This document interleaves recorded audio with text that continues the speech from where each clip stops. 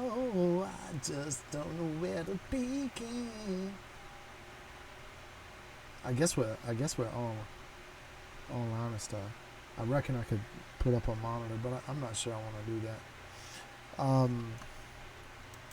So what's going on, man? It's been a saga over here, and I had left behind this thing. It's called like the tall poppy syndrome or something. It's like there's a great Wikipedia article about it that goes back to the some communication that was carried out where a guy wanted to communicate to someone in code, right? A king like contacts somebody else. He's like, I've just got into power, right? What should I do? And so the guy brings the message. He says, your friend, he just got into power. And he asks, what should he do? And the guy just rambled on about nonsense. But he was walking around in his garden, and the tallest flowers, he was cutting them off, And it's like, he goes back to him, it's like, that guy's crazy, man. He's like, he just talked a bunch of nonsense and walked around and cut off the best of his garden, right? But the secret message was like, well, to consolidate your power, you need to take down the top people around you, right? To level things out a little bit. Now, in the article about that in Wikipedia, if you go in there, it's like, this is a phenomena that's like known in New Zealand or whatever, where people that try to rise up, then the groups of people around them will interfere with them and keep them down. Now, another thing is I've heard historians present this about the Mongols, that the Mongols have this phenomena. Hey, is that Shabazz? I think it's Sadias. I hope you have some good news, or we're on the edge of our seat here. We really are. Sadia. Ooh, girl. I hope you were not looking at your smartphone when this happened. Better now that I have heard from you. Thank you very much.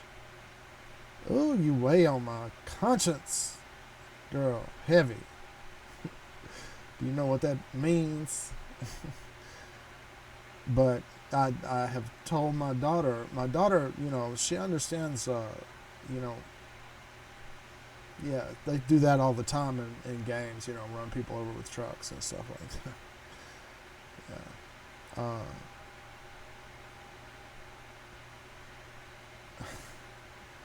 So, yeah, your brother said it was very serious. Now, I know that some doctors, I'm so happy to hear from you, dear. We love you here so much. You can consider yourself part of our family because you play so well with my daughter, and she has missed you.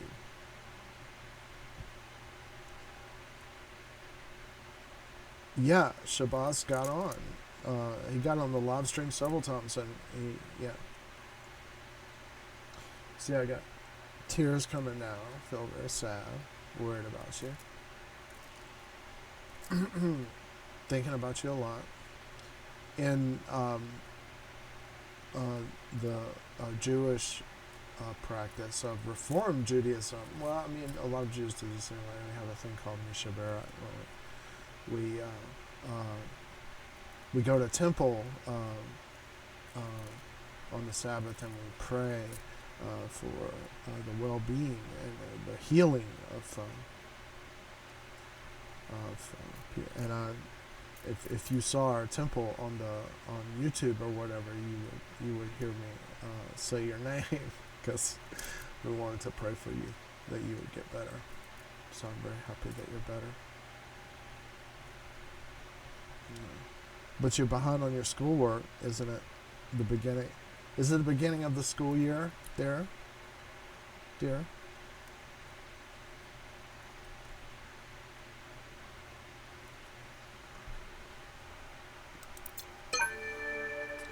I was, I was starting my show off with some updates. Now, people that know me know that I'm very concerned about the environment and the global warming and stuff.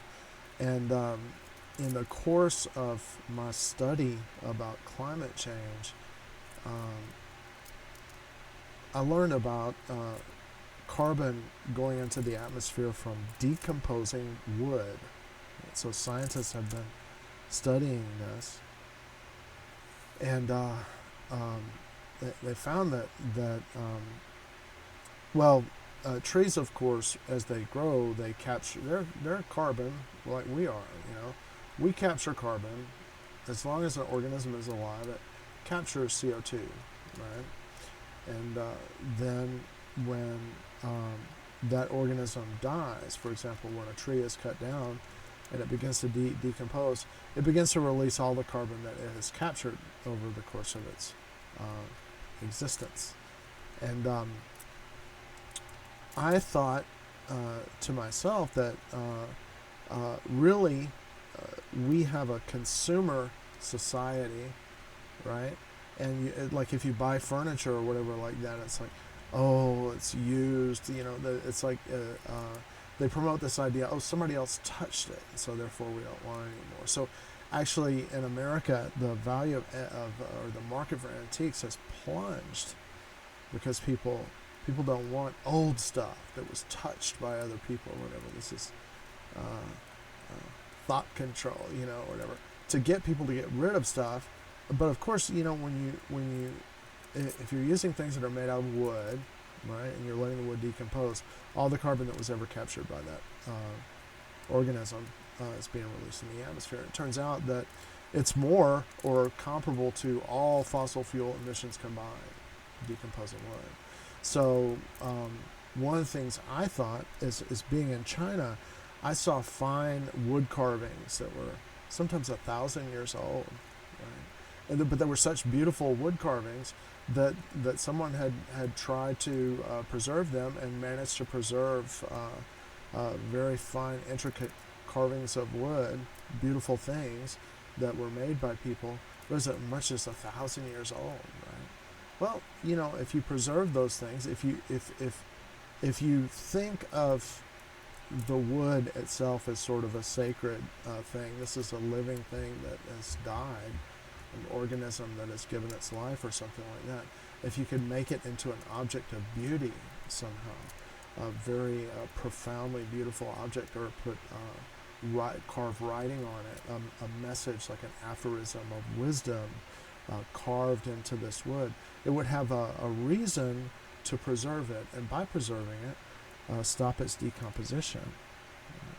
So you halt its decomposition, prevent the carbon from getting re-released into the atmosphere, and promote a balancing, as it were, against climate change. So I have a number of things that I've been doing. I had lived in China for 7 years, and during the time that I was living in China, I became familiar with Chinese history, more like as a person living in a place. There are things like the Japanese invasion. Like the most recent thing was during the period that we call World War II. The Japanese had attacked China. They had taken over Manchuria, which was the area. Well, China at the time was under the rule of a collapsing dynasty, which was a foreign occupation. So already when the Japanese invaded, the Chinese were living under a foreign tyranny, under the Mon minority dynasty known as the Qing dynasty. And the Qing had killed, brought about the deaths, and resistance actually to the Qing had brought about more deaths than anything that happened during the period of Chairman Mao, for example. But when the Japanese invaded, they really exterminated a lot of people and did a lot of terrible things. If you live in China, you sort of get a feeling, of how serious it was. Like there are people in China that I knew that were students of mine. A lot of young people forgetting what had happened, but there were a lot of young people that were like, we're not looking at we're not looking at Japanese art. We're not looking at anything Japanese, right? There's nothing Japanese in our house, right? Because it's so terrible what they've done to us, right? So millions of people were killed. But if you go back a little bit further to around the turn of the century, during the Civil War in the United States, around that period, the English were shifting the international economic balance of the flow of silver in favor of the West via the sale of opium into China, forcing opium to be sold to the Chinese people, which was causing a lot of devastating harm, and the Chinese resisted it. Even under Qing control, they were like, this is devastating us, we need to stop it. And they fought, and the English of course defeated them with superior military force, slaughtering untold numbers of people, and then said, you have to pay us for the opium that you destroyed, the settlement that they reached.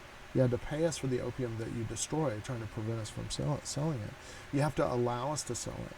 You have to give us territory. We're going to take over some territory from you. And you have to pay us for the cost of the war that we launched against you to get our right to free trade of heroin, or morphine as it were, in your country.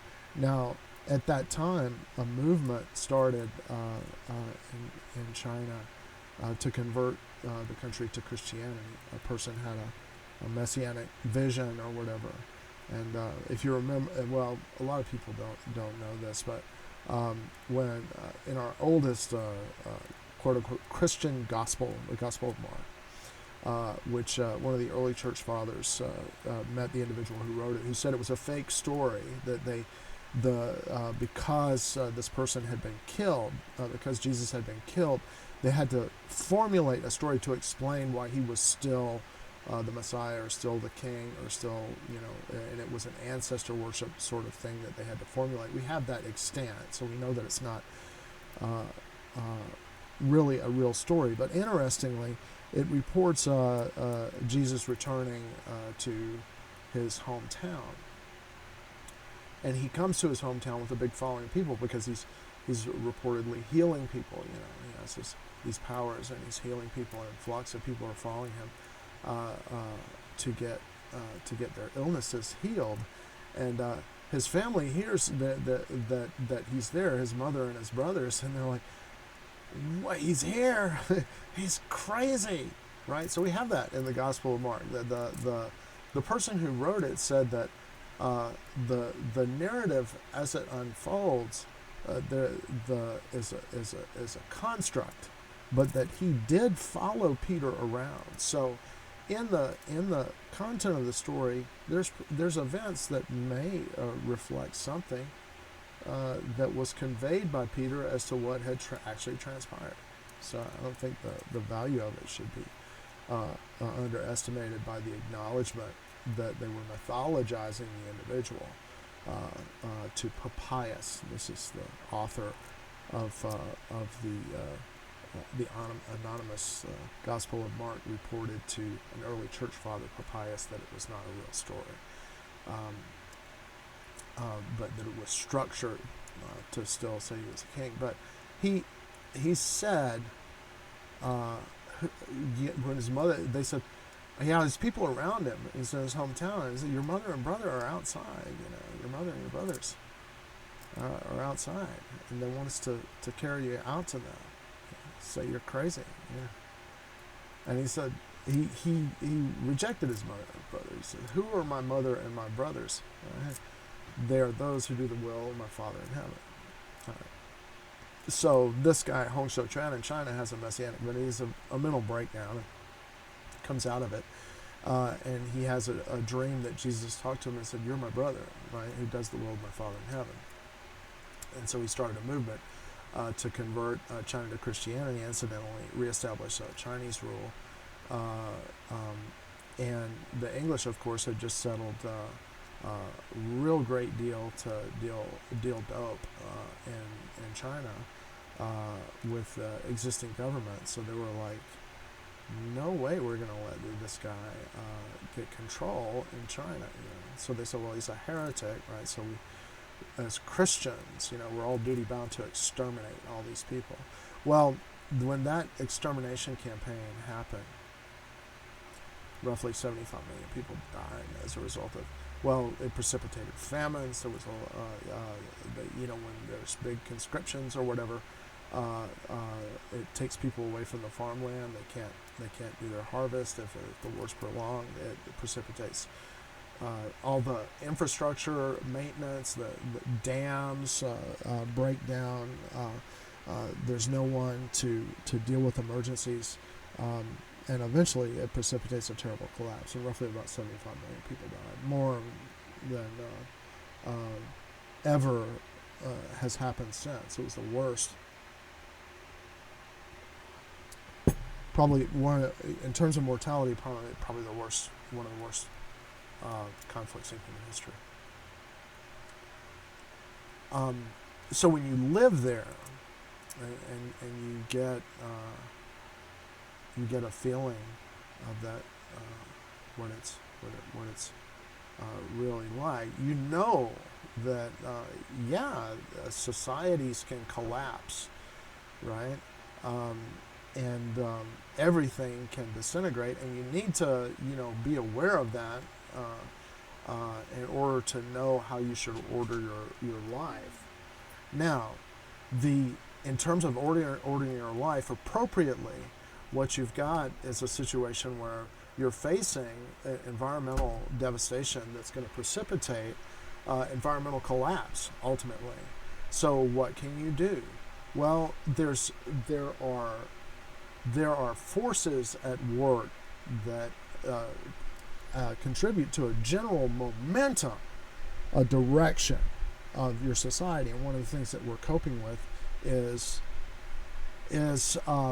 consumerism, where people are supposed to buy stuff over and over again. So we're deliberately making stuff that's going to be thrown away. And I'll give you an example. The IKEA company, they make furniture, my understanding, they make it out of garbage, and it ultimately ends up it's going to be thrown away, right? All the carbon that is bound up in those items is ultimately released into the atmosphere again. So it combined, it actually exceeds the amount of carbon that is released in the atmosphere as a result of fossil fuel emissions. Hold on just a moment. I have an interruption. Can I help you? What is it? What interruption? I'm your wife. Okay. So, wait. Is anyone going to use a car? What? Is anyone going to use a car? Okay. Is that going to be good with the insurance? I suppose it will be. Why? Is she going to break the car? No. Well, I mean, if somebody hits her, okay. No one has ever hit her. Okay. Yeah, somebody did hit her, but the. You're the one who broke our car. I broke our car. Wait a minute. Yeah, the two side mirrors. You didn't even tell me. I did tell you. Nope. This is. That's not the one. Is it the She one? said, yeah. This is, you want reliability. She says this is not the key to our car. Here you go. Yes, it is. Trust me, girl. I'm familiar with it. We were supposed to go to the library today. Well, we'll do it next time. She has to save face Yeah, I understand. I understand. Is this like you put in a? Never mind. Right. So back to what I was talking about. The one of the things that am now working on is learning about manufacturing things with wood, carpentry, and so on. And one of my principal goals is I want to do things like possibly wood engraving to make to use computer graphics uh, to to get engraving templates to make maybe beautiful items out of wood that would normally be destroyed. That, but make a decorative item or make an item of some utility of great durability. And I'm not ruling out as well. One of the things that I'd like to do is manufacture items that maybe you do decoupage. So you have some old books, for example, and you manufacture a decorative shelf system, and then you take the old art books, for example, and cut out all the beautiful pictures and make decoupage, like glue them all to the surface, so you have this beautiful thing that exposes you to all this beautiful art. So instead of just having a plain shelf sitting there, when you look down at the shelf, you see Raphael and Leonardo da Vinci and Salvador Dali and Michelangelo and so on, in the Sistine Chapel and stuff like that. So if you have like a, say for example, here's a thing we do with magazines, right? Magazines often get thrown away. If you have a damaged magazine, for example, I will save old magazines to sell, because after 20 years, people really quickly try to throw away and destroy magazines. So after 20 years, a lot of magazines are extremely hard to find, right? So then all of a sudden they increase in value or something like that. But if you have an old magazine that has some damage to it, you could take the beautiful images from the magazine, which may be educational or they may be works of art or something like that, and you could make decoupage, decorative boxes, jewelry boxes, and so on that have a lasting artistic value. There's some design that you want to keep, right? So in addition to these activities, well, I raise fish.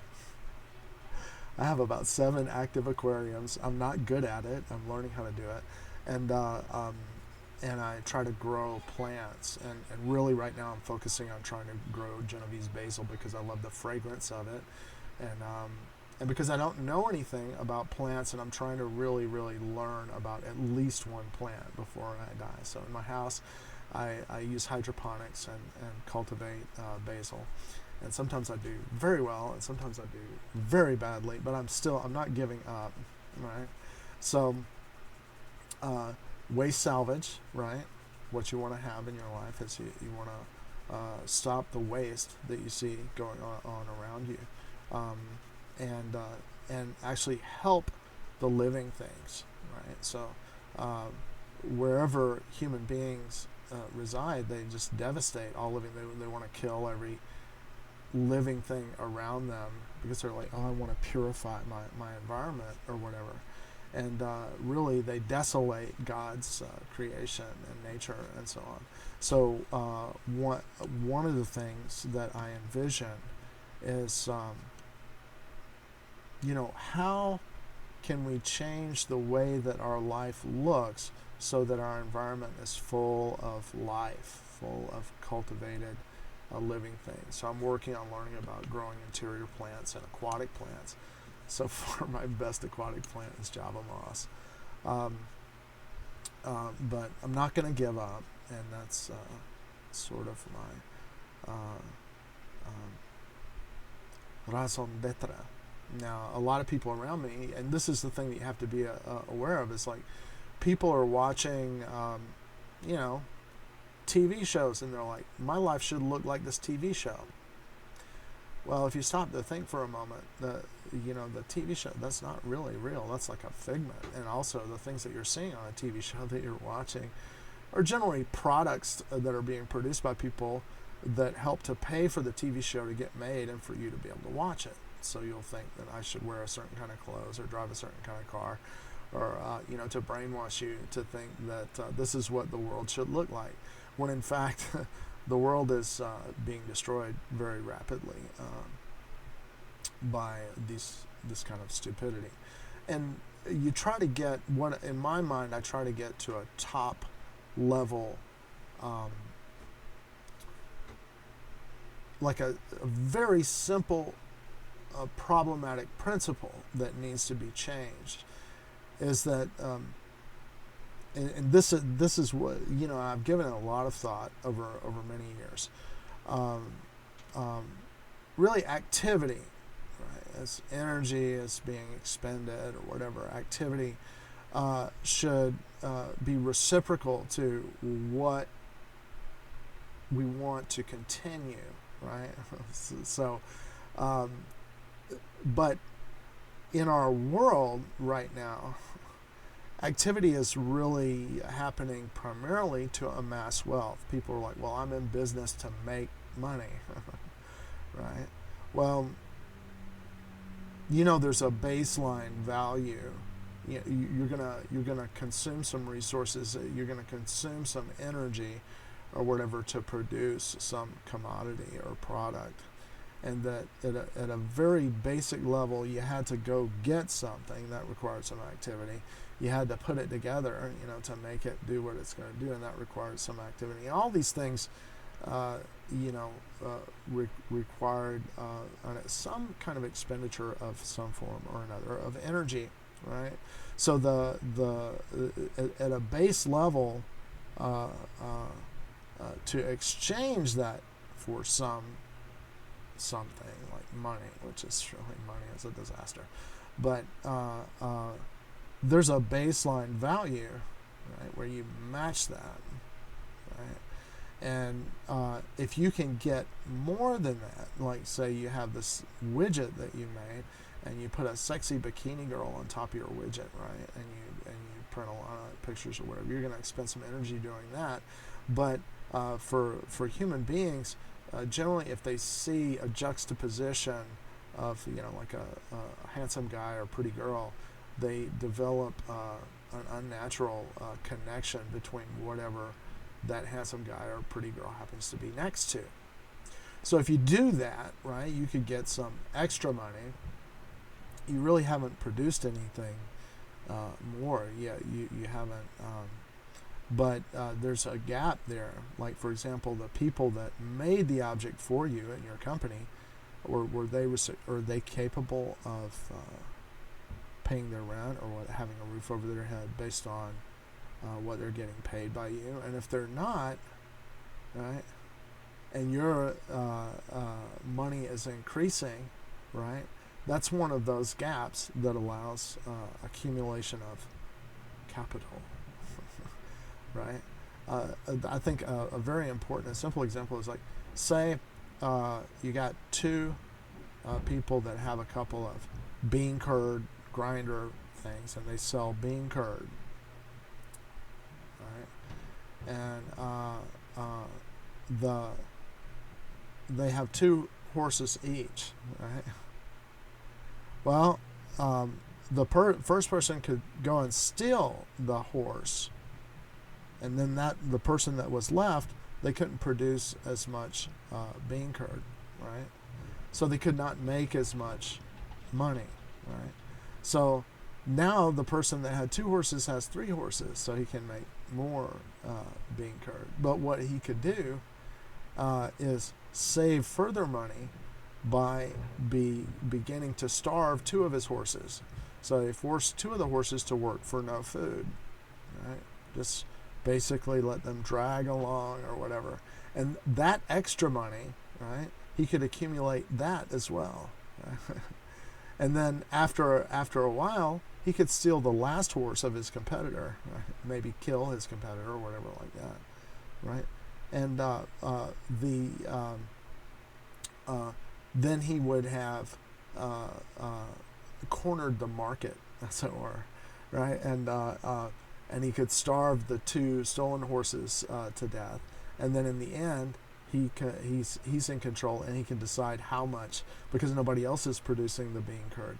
He can decide how much he can charge for it. Now this is, it's kind of silly. I mean, it should be obvious. You do things like that, you're going to be an advantage, right? An unfair advantage, because what you've done is you've stolen from somebody else, right? But this is the fundamental lack of reciprocity, right? If we're in action, if we're engaging to amass wealth, if we're engaging in all activity to amass wealth, we're always stealing from each other, right? And it's just a chaos, and that's why, or it's a major overarching factor in why our world is being destroyed so rapidly. Now, to say that there's a gap or an extra value, right? A surplus, right? People like to call that Marxism. Why not call it Einsteinianism? How stupid is that? If you arbitrarily take control of means of production, right, by force, of course you're at an economic advantage. Karl Marx did talk about that. He just pointed out, oh yeah, these people, there used to be common ground, in culture or whatever. People could go out into the countryside, and they could just produce. They could just grow farms and focus on development through subsistence agriculture relatively freely.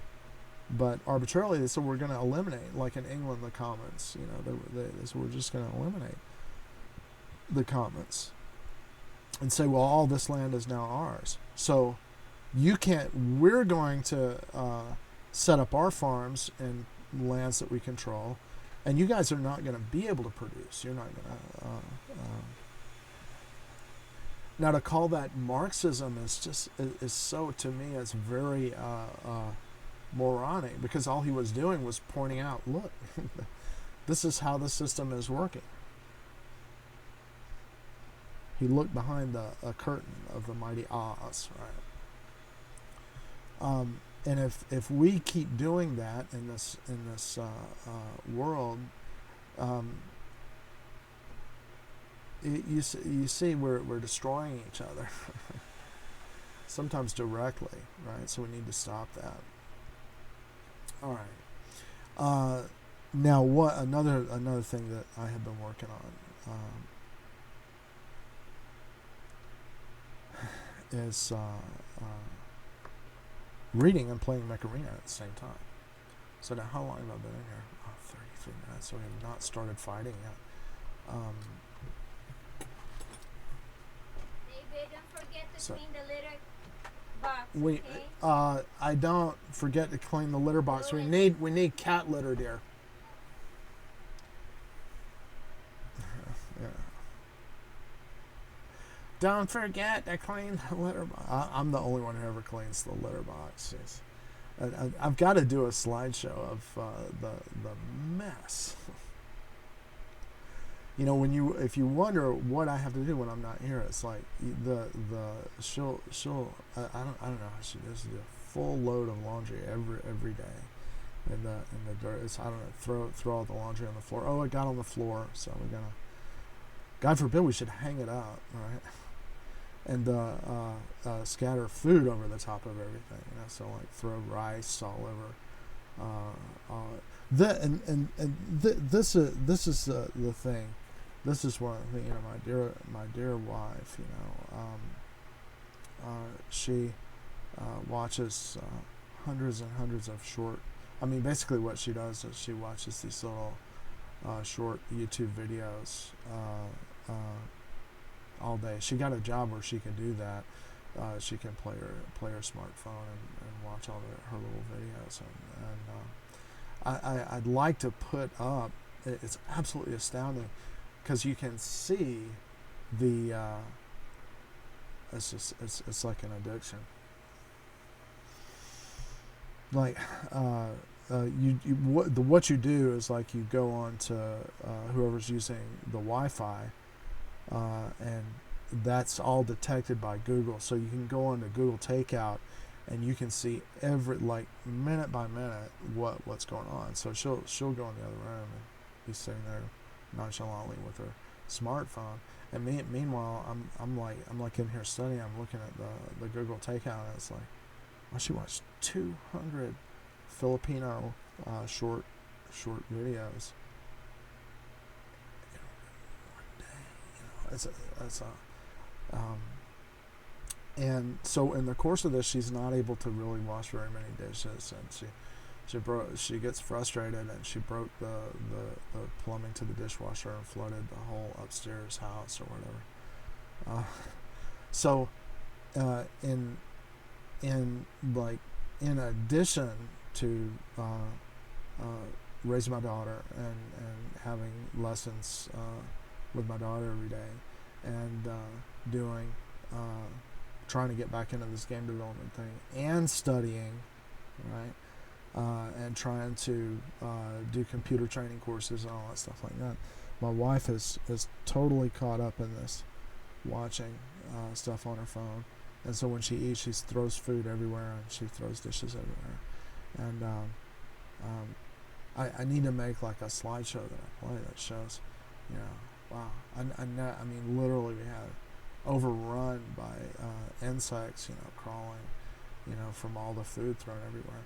And finally, one thing that I did is I was like, I need to block out the dining room table, and we have a little eat-in kitchen, and so I turned it into, the whole dining room table was strewn with rice and food and rotting chicken bones every single day. And I made these stop motion videos where I get up in the morning and I would go to to clean up the kitchen and get everything straightened up, and it's like chicken bones and garbage, all the eggshells, the whole stovetop completely covered with food and everything like that. Because when somebody is like in the throes of a complete addiction, they can't control it or whatever like that. So I try to be sympathetic and understanding to her, but she's well, I mean, she's managed to get a minimum wage kind of a job, and it's keeping us afloat. But at the same time, she's does a lot of destructive and harmful things to me and to the business. But I've got to stick it out with her, because one of the things that I wanted to do is I wanted to help the Philippines, right? And I'd like to help my wife's Filipino family if I could. She blocks that. She I try to set up a thing to send her mom money every month, and she fought like hell. She was like, no. And I was like, well, why are you doing this? She's like, well, if I let you do anything to help, then you'll be able to say that you helped, and say nah or something like that. I don't know. Which is weird. I don't know. I think it's something that I need to study more. But let me get on this thing. This microphone. I need to get up in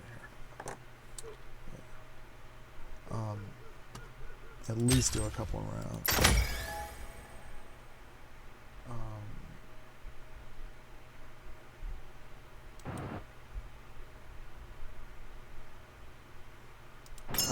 It's dropping me in faster than I expected.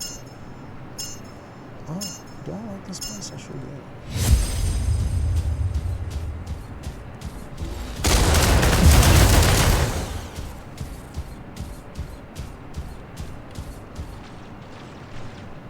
Since the update, there's a lot more. It's like, wow, really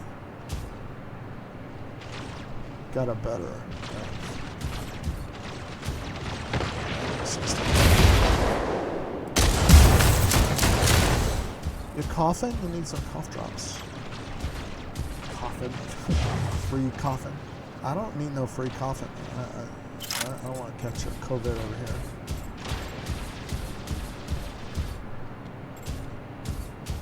They leave me all alone. Ham did it down. What is that? Didn't catch him.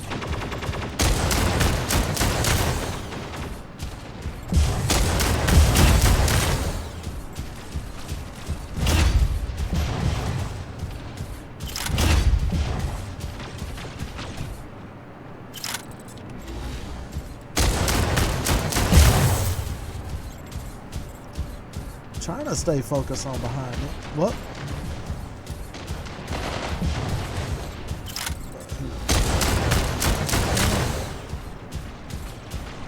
Get you.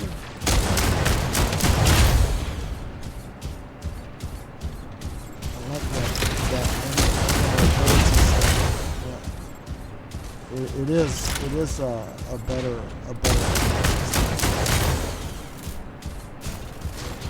He sees me, so he's shooting me.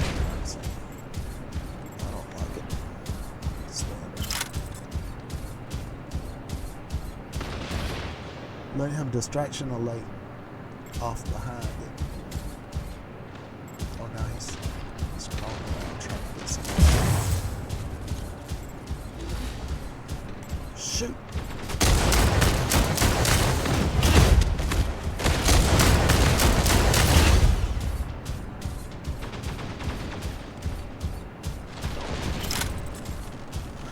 It's a different ball game, yeah. Yes. So he's over there.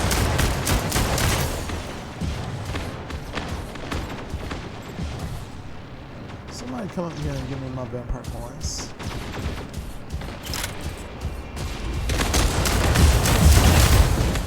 Oh, he mad? I'm sorry.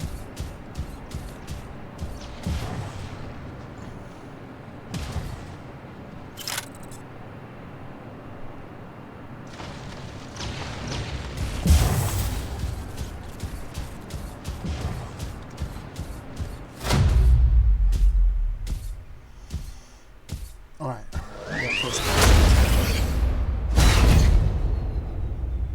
Thank you.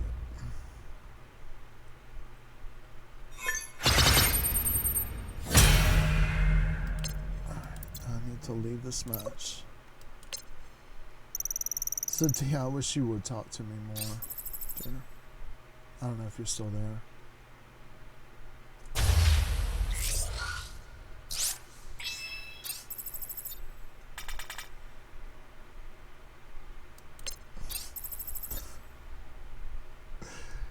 You're so sweet.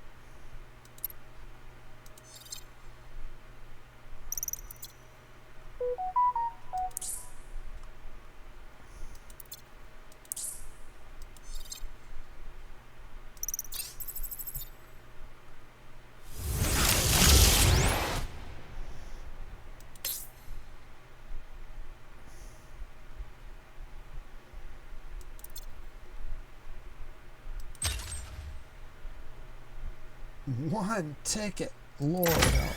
Alright, so let me go in here.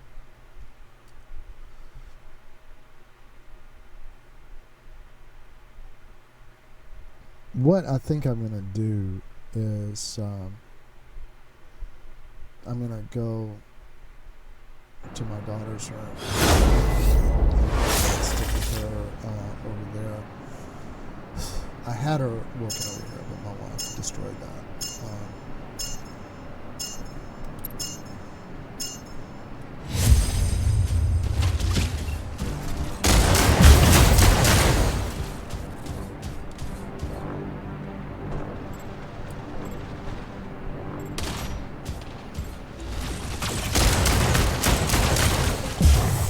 I think my wife may have locked the door. So. Yeah, I don't.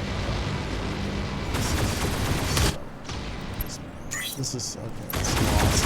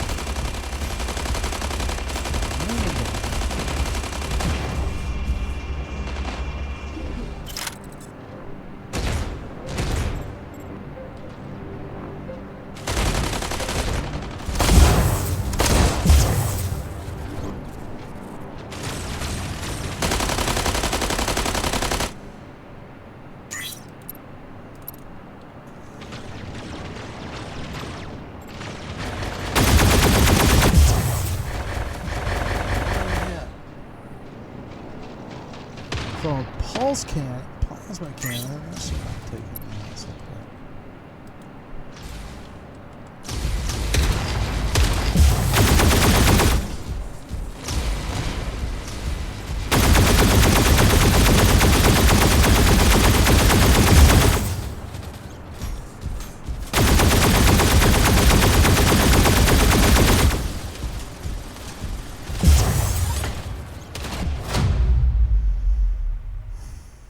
Alright.